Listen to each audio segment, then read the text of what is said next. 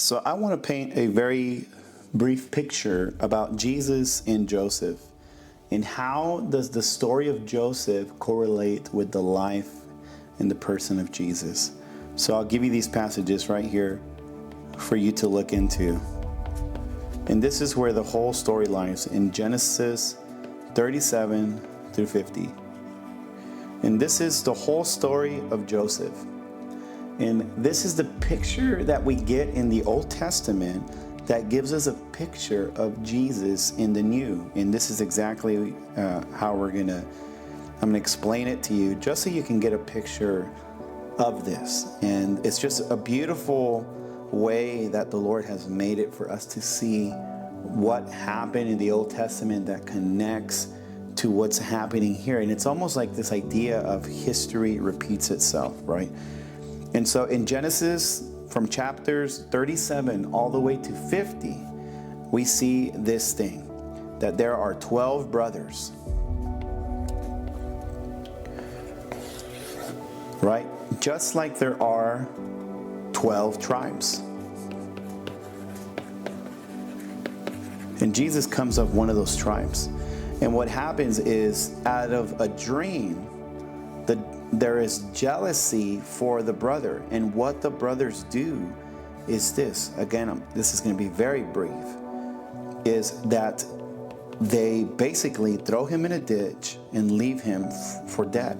And so this is the death of Joseph, according to the brothers, right? When they came back to the father and they said, Joseph, your son is dead. And this is exactly what they did to Jesus. It was the 12 tribes, or the people of Israel who, what happened? What did they do? The same thing they did to Joseph. They rejected him. They rejected Joseph, right? And they rejected Jesus.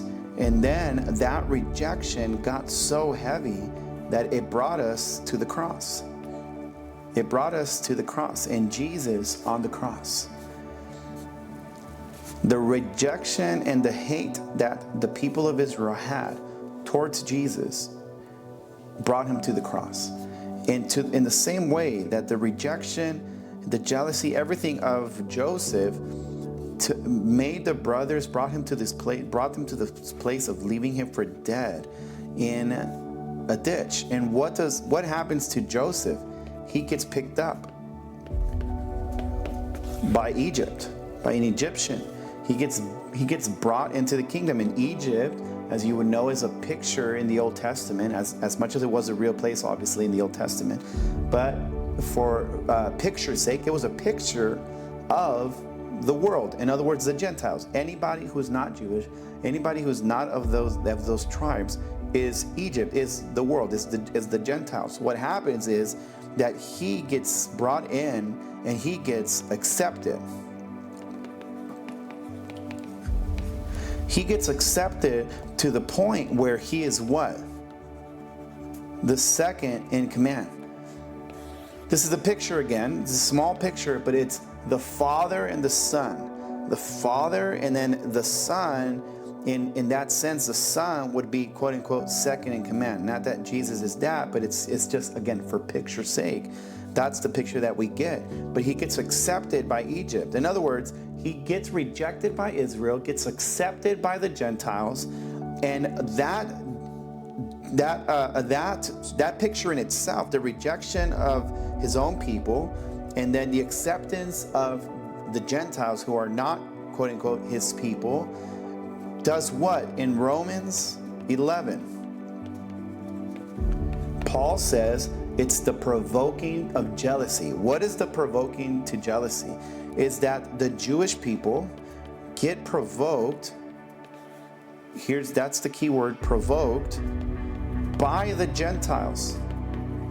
Provoked because the power and the Spirit of God and of God is on the Gentiles. And it's almost like what happened in James chapter 15 at the Jerusalem Council. It's like, how is it that they are spirit-filled? How is it that they are this and they are like this, and they're understanding these things? And so they met in Acts 15 for the Jerusalem Council, because they're trying to decide, what do we do with the Gentiles who are experiencing the power of God that they assumed was only for them? But Jesus, or God, made it clear to Abraham that the blessing was for all nations. He was going to be a father to many nations. And so the picture that we get now is in Romans 11, like I said, is that the Jewish people are provoked to jealousy by the Gentiles, and that's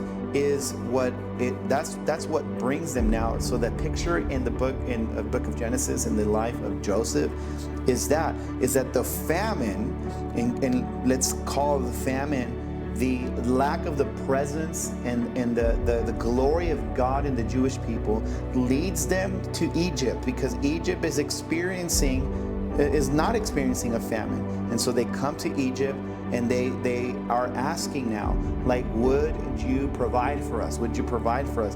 And who is it that they have to approach? They have to approach Joseph. In other words, they have to come to Jesus. They have to come to an acceptance of Jesus. The Jewish people have to come to an acceptance of Jesus in order to receive that which the Father has in store, which is His Spirit, His power, the revelation of His glory, the revelation of His Word made manifest and come alive in Jesus. And that is the provoking. That is what brings them now to Jesus, and Jesus reveals Himself as the one that they've rejected for so long. He reveals Himself, and they're provoked because of the Gentiles, but He reveals Himself, and that's, to me, the key word. Joseph reveals himself in Genesis to his brothers as in, I am the one that you rejected. I am the one that you left for dead. And now the whole family is restored. The whole family is grafted in, and that's what's happening to us. Is that the power and the Spirit of God are on us as Gentiles. If you are a Gentile, and that glory of God on us is provoking the Jewish people to jealousy, and the jealousy is, I want what you have. How can I get it? And the only way they do that is when Jesus reveals Himself to them. They get a revelation and a knowledge and acceptance of who He is, and they confess themselves that He is who He says He is. He is the Son of God. He is the Messiah. Because in Matthew, we get that picture where Jesus says, in Matthew, if I'm not mistaken, it's 23, where He says that I will not return until you say, in Hebrew it's Baruch haba b'shem Adonai, is blessed is he who comes in the name of the Lord. And this is what Jesus says of Himself, that He will not return, because He's hinging His return. Part of the